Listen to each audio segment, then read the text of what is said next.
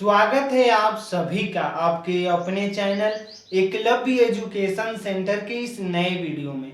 दोस्तों, आज के इस वीडियो में हम यह जानने का प्रयास करेंगे कि मक्का की फसल से हम अच्छे पैदावार को कैसे प्राप्त कर सकें, और इसके साथ यह भी जानने का प्रयास करेंगे कि अपने मक्का की फसल में यूरिया के साथ साथ कौन से खादों का प्रयोग करें जिससे जो हमारा मक्का का फसल है अच्छे तरीकों से ग्रोथ कर सके।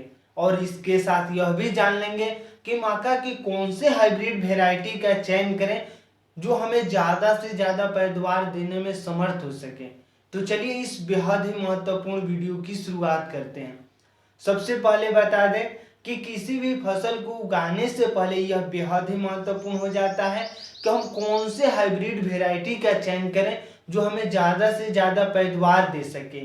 तो आइए सबसे पहले समझते हैं कि मक्का के कौन कौन से हाइब्रिड वेराइटी है जिसके अगर खेती करते हैं तो निश्चित तौर पर हम ज़्यादा से ज़्यादा लाभ प्राप्त कर सकते हैं। तो उसमें सबसे पहला है पायनियर P3355, यानी पायनियर P3355 की अगर खेती करते हैं तो निश्चित तौर पर आपको ज़्यादा से ज़्यादा पैदावार देखने को मिल सकते हैं।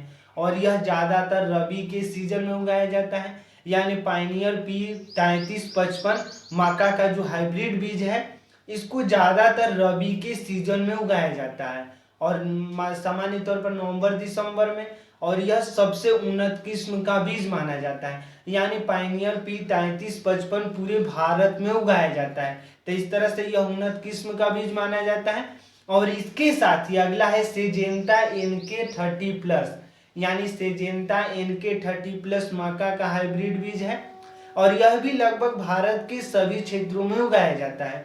तो इस तरह से आपके सामने दो ऑप्शंस मौजूद है, यानी पायनियर P3355 जो रबी के सीजन में उगाया जाता है और इसके साथ अगला मक्का का हाइब्रिड बीज है सिजेंटा NK30+।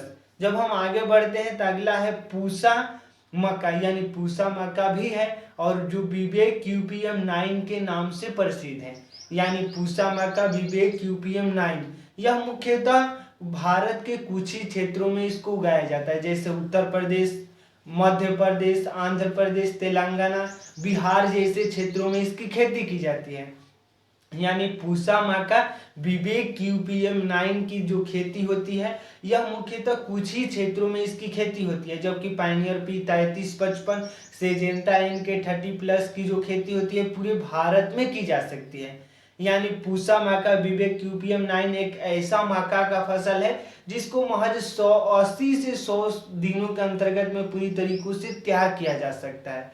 और यह मध्य प्रदेश, आंध्र प्रदेश, तेलंगाना, महाराष्ट्र, उत्तर प्रदेश के क्षेत्रों में उगाया जाता है। यानी भारत के उत्तर पूर्वी क्षेत्रों में यह ज़्यादातर इसकी खेती की जाती है।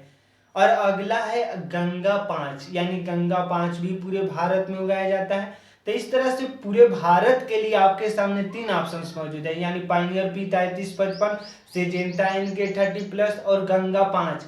जबकि कुछ क्षेत्रों में यानी उत्तर पूर्वी भारत से अगर संबंध रखते हैं तो निश्चित तौर पर पूसा मक्का विवेक QPM9 आपके लिए महत्वपूर्ण साबित हो सकता है। तो इस तरह से यह कुछ मक्का के हाइब्रिड वेराइटी हैं।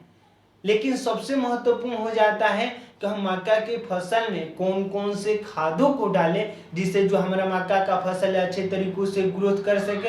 तो सबसे पहले मक्का की खेती करने से पहले यह बेहद ही महत्वपूर्ण हो जाता है कि मक्का की खेती करने से पहले हमें अपने फसल में गोबर का खाद प्रयोग करना है। यानी अपने खेत की जुताई से पहले अगर गोबर का खाद डाल देते हैं तो निश्चित तौर पर जो हमारा मक्का का पौधा है अच्छे तरीकों से ग्रोथ करता है। यानी हमें लगभग 1 हेक्टेयर यानी 1 एकड़ में लगभग 6 से 8 टन गोबर का खाद प्रयोग करना है।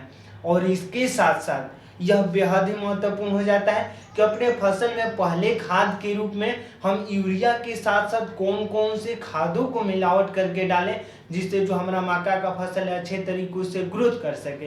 तो हमें सबसे पहले यूरिया यानी 100 से 120 केजी यूरिया का प्रयोग करना है और फास्फोरस का यानी यूरिया के साथ हमें फास्फोरस और पोटास का प्रयोग करना है। यानी 1 हेक्टेयर में लगभग 100 से 120 केजी हमें यूरिया का प्रयोग करना है और यूरिया में हमें फास्फोरस और पोटास को पूरी तरीकों से मिला देना है। यानी फास्फोरस लगभग 60 केजी और पोटास लगभग 40 केजी। यानी यूरिया, फास्फोरस और पोटास का मिश्रित करके अगर मक्का के प्रत्येक पौधे पर डालते हैं तो निश्चित तौर पर जो हमारा मक्का का पौधा है जल्दी से ग्रोथ करेगा। और कोई भी पौधा अगर जल्दी से ग्रोथ करता है तो निश्चित तौर पर वह ज़्यादा से ज़्यादा पैदावार देने में भी समर्थ होता है। तो इस तरह से यूरिया के साथ हमें फास्फोरस और पोटास का प्रयोग करना है। और इसके साथ ही हमें जैसे ही अगर मक्के की हम यूरिया और फास्फोरस और पोटास के जो मिश्रित करके प्रत्येक फसल पर जब मक्के की डाल देते हैं, यानी मक्के की प्रत्येक पौधे पर, तो हमें तुरंत सिंचाई भी करना होगा। यानी अगर सिंचाई नहीं करते हैं तो निश्चित तौर पर जो हमारा मक्का का पौधा है सूखने की संभावनाएं बढ़ सकती है। तो इस तरह से खाद डालने के तुरंत बाद हमें सिंचाई कर देना है। तो आज के इस बेहद ही महत्वपूर्ण वीडियो में बस इतना ही। अगर वीडियो अच्छा लग रहा है, कुछ सीख पा रहे हैं इस वीडियो के माध्यम से, तो हमारे चैनल को कर दीजिए सब्सक्राइब, ताकि हमारे द्वारा अपलोड किया गया हर वीडियो आपके पास सबसे पहले पहुंच जाए और हम तथा हमारी टीम भी उत्साहित महसूस करें कि आपके लिए हम कुछ अच्छा कार्य कर रहे हैं। तो हमें दीजिए इजाजत। धन्यवाद। Thank you.